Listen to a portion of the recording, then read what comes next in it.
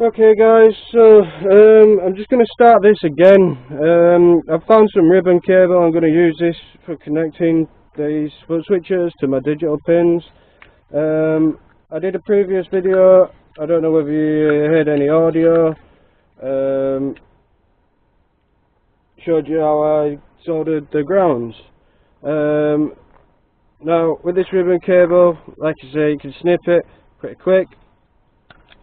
That gives you 4 strands. They're all done then.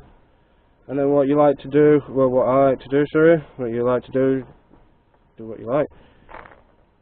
Take them off and twist them again. Like I say, these videos might be tedious, laborious, whatever for pros or people who've done it, or even if you've seen this before and you're just itching to get started. I think what I'm going to do is a quick overview video at the end, or you know, I might just stick all these together and speed some things up, you know, take some bits out, bits that you don't need to see, or, you know, so it would make you yawn.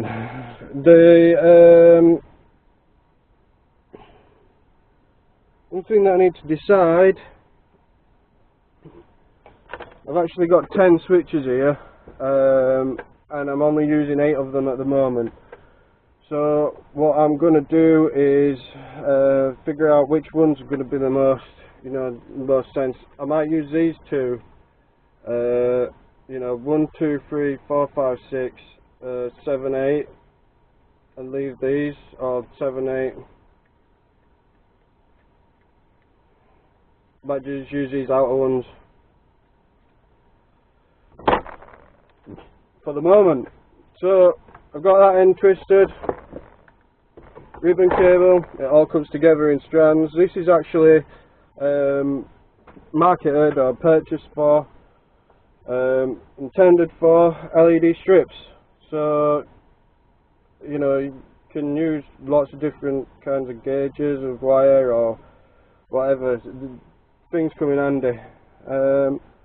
So again, I'm just going to wrap these around the pins.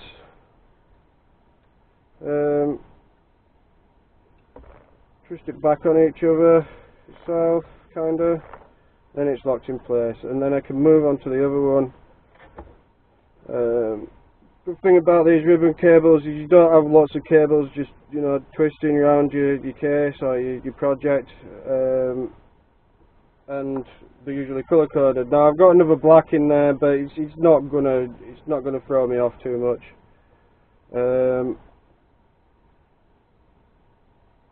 Because I'm making it, I know what I'm doing and where things are going, and because it's connected to that ribbon cable as well, you kind of got a nice little inkling as well that that's a separate connection there.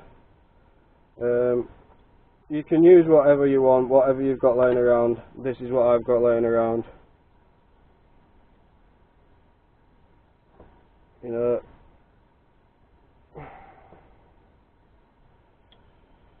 used to have a Behringer FCB 1010. Wicked, really good units. I went travelling, time of my life, and you know, I sold that to fund the travelling, amongst other things. And you know, this is smaller footprint. It's my own. Cool. It's a nice little project. So here we are, twisting these ones. Sorry, now it's been going on screen for a little bit. Twisting these, pulling them apart, giving them a little bit of space. My soldering iron's unplugged at the moment, so I might just go off a camera for a second and plug that in, let it start warming up. It seemed to warm up pretty fast before. There we go, we're on. We've got some juice. It's absolutely stifling. I'm sweating in here. It's a scorcher. It's a scorcher, mate. Twisting these cables. Everybody's seen people twist cables before. Yep.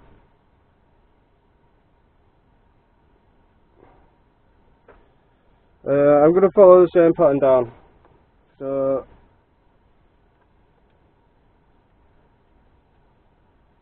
it's in numbers then, you know. Whee! Oh, a little bit dodgy is that. Free little stand with my new soldering iron. Do a little bit of weight on it. Yeah, so like I said,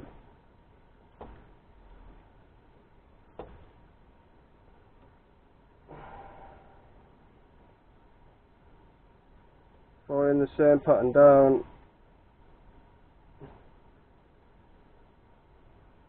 I'm just thinking in blocks of numbers, so there's 4 and 4, so if I come to troubleshooting or needing to repair it in future, I know that I'll start at a certain pin and carry on. And that's all well and good, but the thing is, I don't know how I'm going to program a board, so, you know, you could do anything. Yeah, so I programmed my Arduino sketch.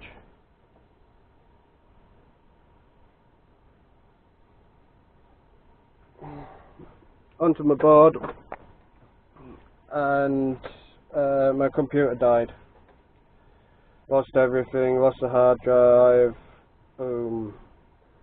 So my old Arduino sketching on that, on the cloud. So, as I hear, you can't download the code from the Arduino, so I'm going to have to start again.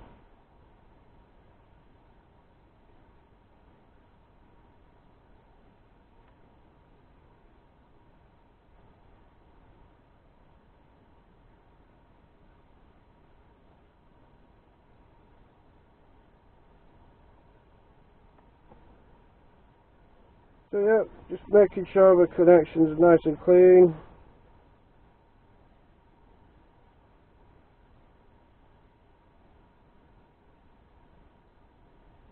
And none of these connections are bridging to each other as well, because we don't want that. Yeah, just mean everything's touching at the same time and you'd have a short circuit, and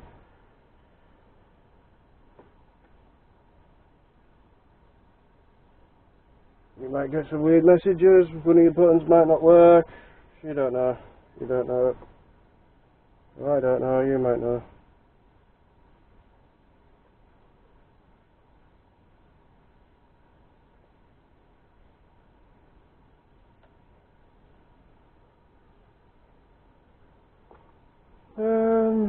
Up here.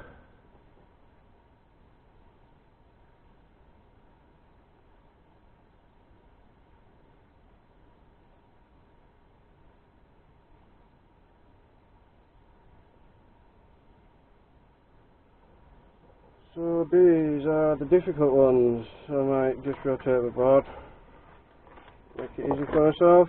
I'm left-handed, so a lot of things are awkward for me. Unfortunately, well, no they're not. Not really. I just use my right hand to do it.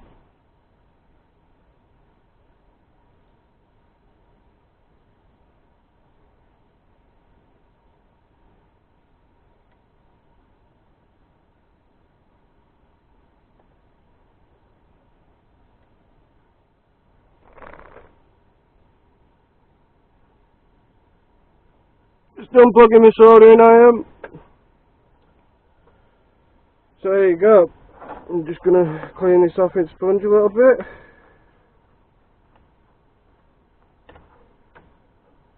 Nice. Got that there. Got that there.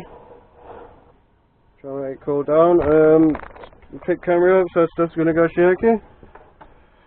So here we go. Here's my little ribbon cables. Wish I could show you like my actual soldering technique on these, but you know, they look pretty clean, look pretty alright.